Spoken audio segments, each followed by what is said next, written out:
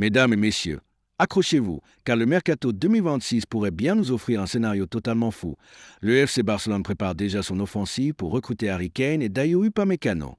Oui, vous avez bien entendu, deux cadres du Bayern Munich, deux joueurs majeurs de la scène européenne, pourraient bientôt enfiler le maillot blaugrana.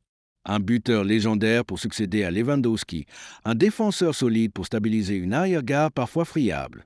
Voilà le plan du Barça. Révélé par elnational.cat, il est aussi ambitieux que risqué.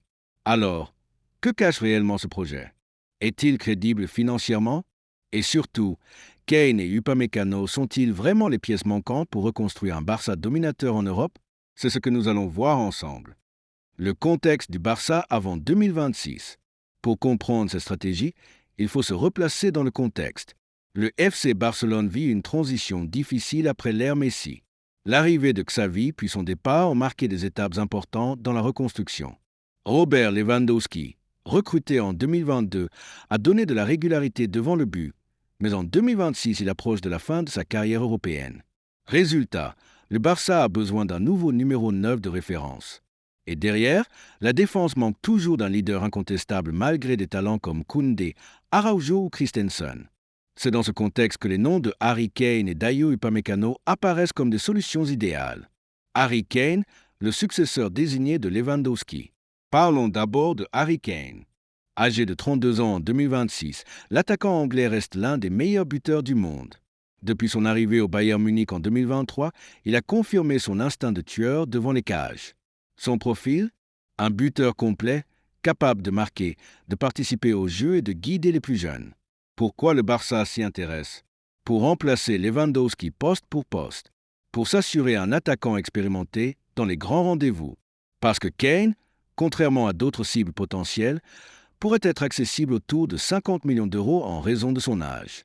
Cela paraît beaucoup pour un joueur de 32 ans, mais souvenez-vous, Lewandowski a été acheté pour un montant similaire à 34 ans et il a immédiatement répondu présent.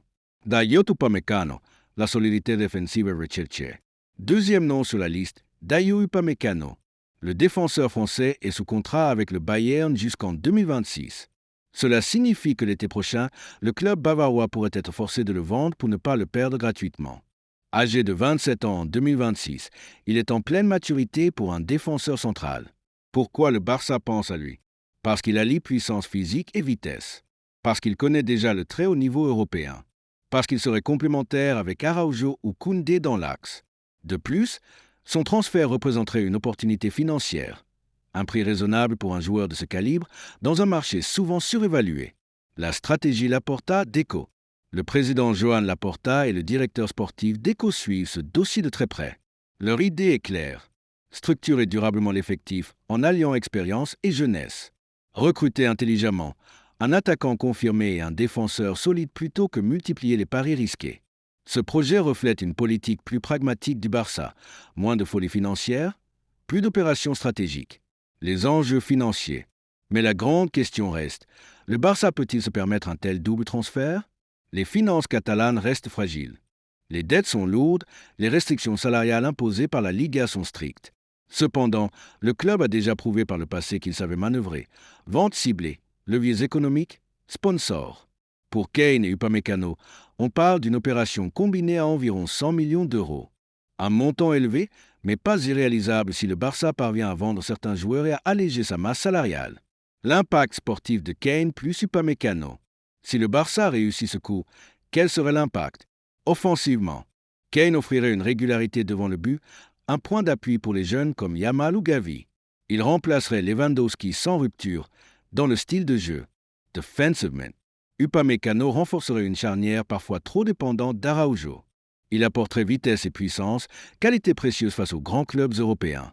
Mentalement, ces deux arrivées enverraient un signal fort. Le Barça reste ambitieux, prêt à rivaliser avec le Real et les géants européens.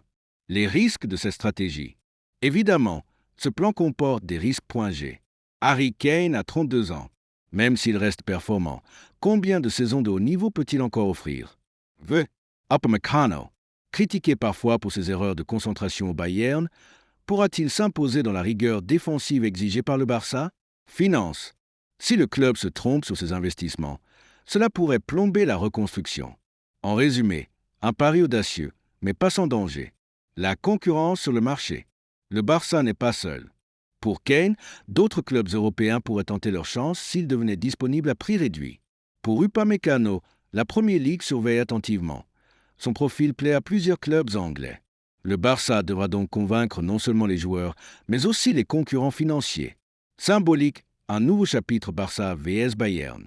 Ce double dossier ajoute aussi une dimension symbolique, le lien particulier entre le Barça et le Bayern. En 2022, Lewandowski avait déjà quitté Munich pour rejoindre Barcelone. En 2015, le Bayern avait humilié le Barça en Ligue des Champions, mais les transferts entre les deux clubs continuent. Aujourd'hui, aller chercher Kane et Upamecano serait une nouvelle manière de piocher dans le réservoir bavarois.